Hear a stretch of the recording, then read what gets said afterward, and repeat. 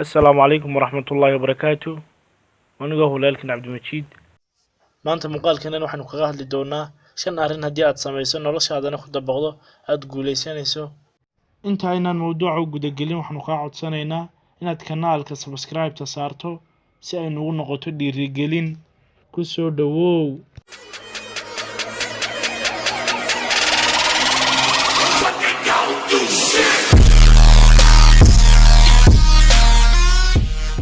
arrinka koobaad ayaa samee waxaad jeceshahay.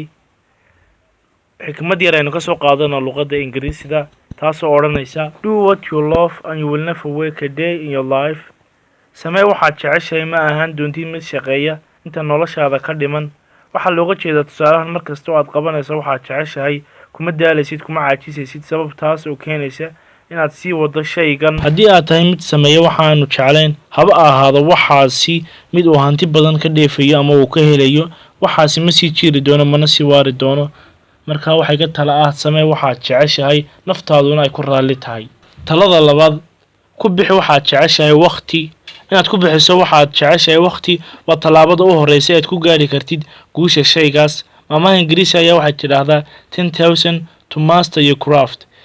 in aad ku noqotid shay mid ka yaqaano wax badan ama si wacan u garanaya waa inaad u hurtaa waqti gaaraya 10 saacadood. wax kasta oo aad doonaysid inaad macallin ama master ku noqoto waa inaad 10,000 oo saacadood ku bixisaa.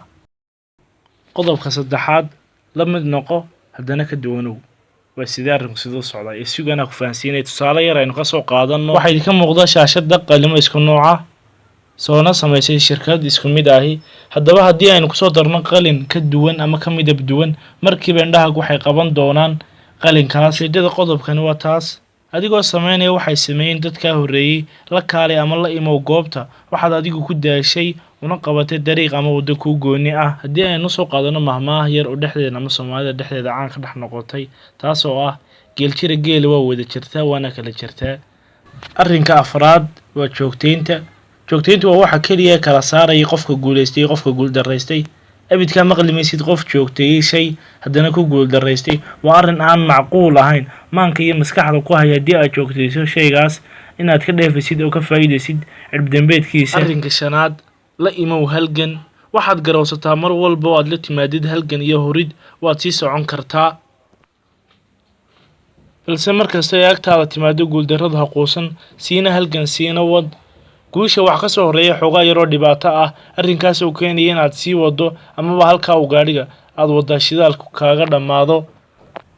waxaan rajeynaya inay ku anfacaan 5 talo kuna dabaq wax kasta oo aad noloshaada ka rabto inaad guul ka gaadho.